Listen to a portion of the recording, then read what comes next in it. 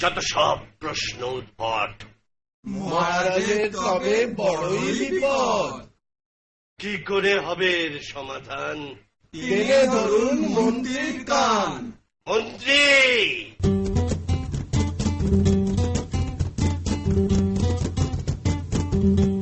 আচ্ছা মন্ত্রী, বলুন মহারাজ।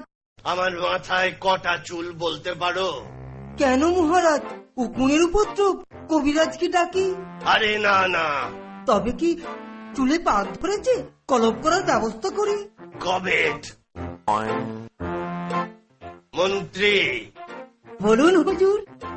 আমার আমার কটা মাথা বলতে পারো? পারি মহারাজ। একটা। থাকবে না, থাকবে না, আমার সাথে তোমাদের গুলো যাবে। মহারাজ